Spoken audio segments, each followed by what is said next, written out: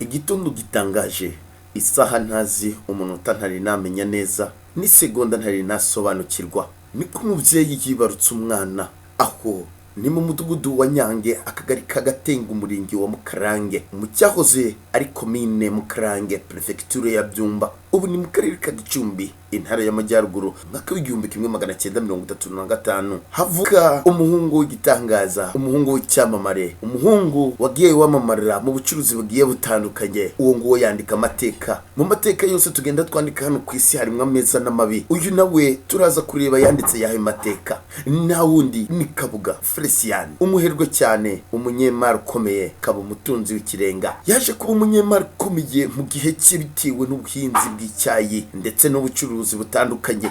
Uyu Kabuga wavutse kuri uyu munsi akaza kugera kuri ibyo byose. Ese isoko y'ibi byose yabikuye he? Uyu nguyu yavutse nk'abandi bana, yoswa nk'abandi bana, akura nk'abandi bana, ariko akurira mu buzima bwo gushakisha. Aho yabanje yajya gucuruza imyenda ya caguwa, akagenda ayikura muri Uganda akayizana akayigurisha mu Rwanda iwabo Igicumbi. Amaze gutera intambwe mu gihe byari bitangiye kugenda neza, atangira no kubigemura mu mujyi wa Kigali. Aho kandi dusubira inyuma, uyu Kabuga yabanje yacuruza impu, kuko mu Rwanda habaga inka nyinshi, nk'uko tubikesha umuvandimwe we kwa sekuru, nk'uko yabivuze. Avuga yuko uyu Kabuga yabanje yajya afata impu akazitunganya neza, yamara kuzitunganya akazijyana muri Uganda, maze agakura aya mafaranga. Ahangaha bagendaga n'amaguru.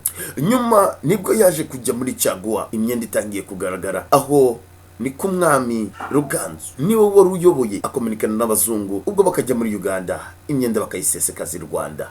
Sigo Kabuga atangiye kuzamuka, habe hadutse amagare. Uwo Kabuga afata igare atangira kujya atwaraho bya bintu bye. Erega yaramaze kugera ku iterambere. Uyu Kabuga rero yazamuwe n'icyayi. Ageze nyuma ku mafaranga amaze kubona, atangira gukorana n'abazungu batwara icyayi. Ni nyuma tudatinze byaramuhiriye, na ndetse bigera ahagurana n'abazungu ibyo bishanga bahingagamo ibyayi. Ubu bucuruzi ntacyo bwari butwaye, ariko aho kuba isoko y'ubuzima bw'Abanyarwanda, byabaye isoko y'amarira n'imiborogo, bitewe n'uruhare rw'ubu bucuruzi bwe mu gutera inkunga abarimo bakora jenoside yakorewe Abatutsi mu 1994, nk'uko bivugwa na leta y'u Rwanda.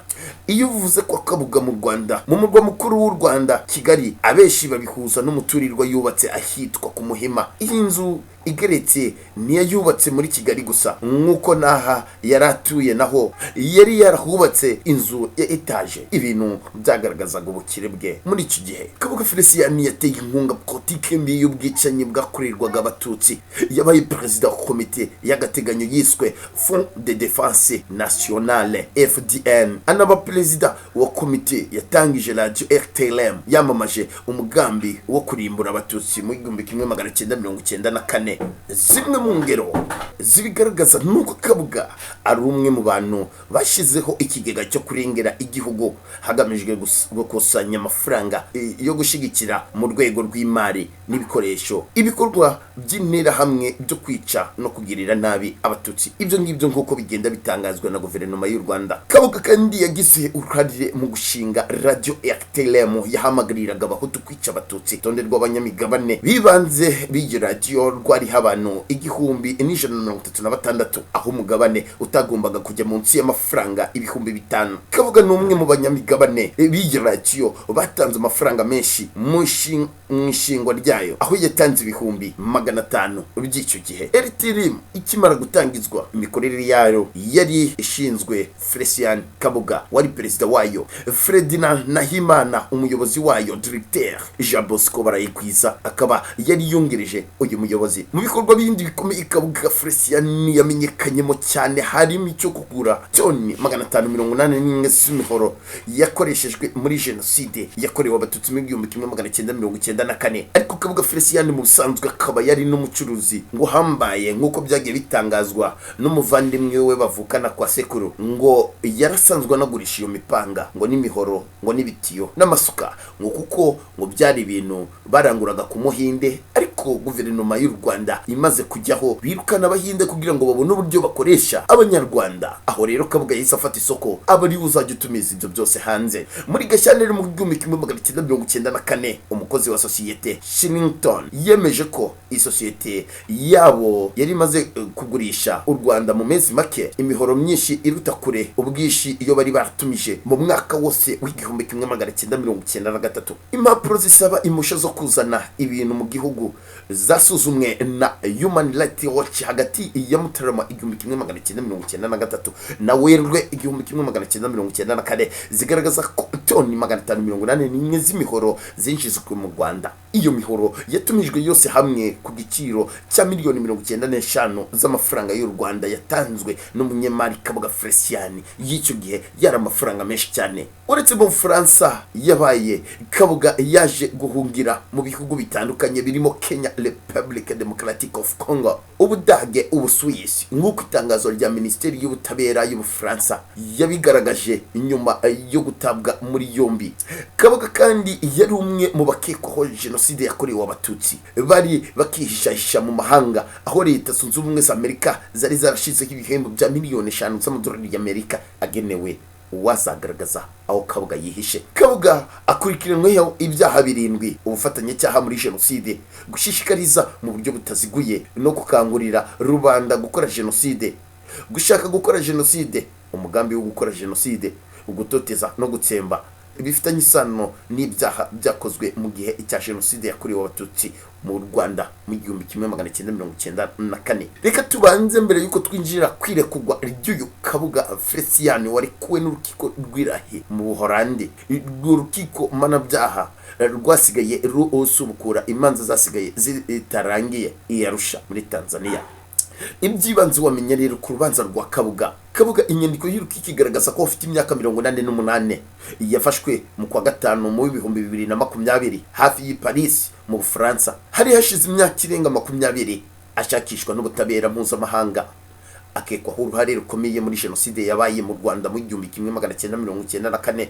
Urubanza rwe mu mizi rwatangiye kwa mu kwa 9 2022.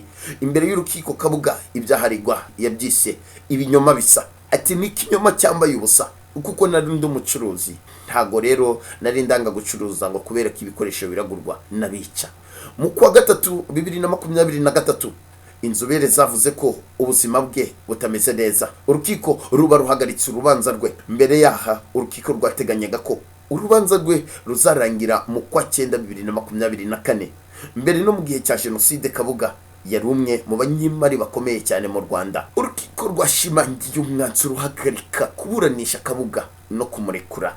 Umwanzuro mushya w'urukiko watangajwe mu mpera z'icyumweru gishize uvuga inkingo zinyuranye washingiyeho harimo raporo y'inzobere zigenga kuwa 31 Kanama ivuga ku magara ye. Urukiko ruvuga ko izo nzobere zakomeje gushimangira aho zigaragaza ko Kabuga adafite ubushobozi bw'ingenzi bwatuma abasha kwitabira yumva neza ko ari mu rubanza, kandi ko ubushobozi bwe mu mutwe butameze neza kugera ku rwego yashobora kuburana.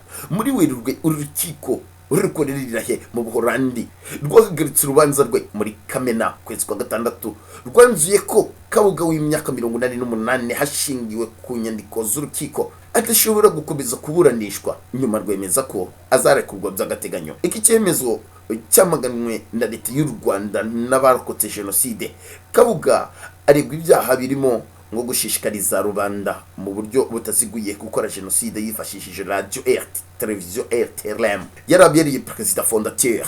Kabuga utarireguye kuri buri cyaha aregwa kuko ataburanye mu ntangiriro z'urubanza ibyo ashinjwa yabyise binyoma bisa. Ubushinjacyaha bukuriwe na Serge Blamet bwajuririye uyu mwanzuro kandi bwari bwarasabye ko habaho gusura bihuriweho aho Kabuga afungiye no kwirebera ubwabo ibyamagaraye. Umwanzuro mushya w'urukiko mu nteko ikuriwe n'umucamanza Lane Bonomi wanze iki cyifuzo cy'ubushinjacyaha. Urukiko rwategetse ko muri iki gihe cyo guhagarika iburanisha by'igihe kitazwi Kabuga azakomeza gufungwa muri gereza ya Onion ategereje ko ibijyanye n'irekurwa rye by'agateganyo bikemurwa. uru rukiko rwavuze ko amagara ye azakomeza gukurikiranwa ahafungiye, kandi indi raporo ku magara ya Kabuga itegerejwe mu minsi 180 uhereye igihe iheruka kwa 31 Kanama 2023.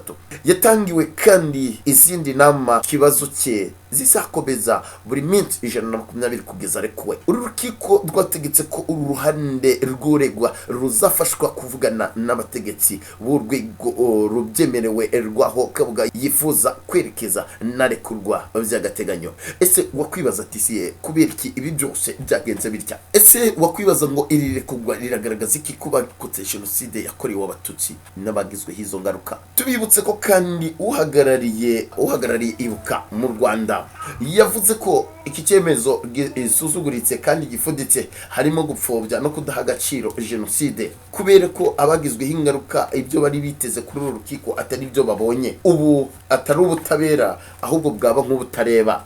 Ni mu magambo ye yivugiye. Tukibaza ngo ese ibi bizacura iki? Nge nkomeje kuguha ikaze, ndi Titus Innocent muri iki kiganiro. Kubera iki?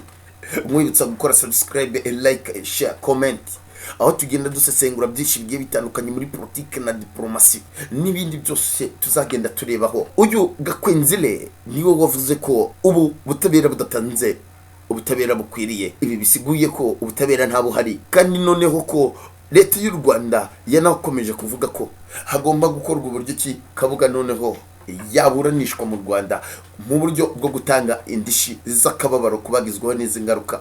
Bagiye babivugaho ariko ntabwo turamenya aho byerekeye, niba bazaburanisha mu Rwanda umuntu wagaragaye ko adafite ubushobozi bwo mu mutwe, cyangwa se niba bazafata icyemezo nk'abanyarwanda, cyangwa niba bazagendera nabo ku mwanzuro w'uko umutwe utameze neza. Ibyo bihanze amaso nguko nawo bihanze amaso. Nkuko nabikubwiye, ni Titus Innocent mu kiganiro Kubera iki. Korera subscribe, like, share, comment, maze dukomeze gutaramana. Bye bye, ciao ciao.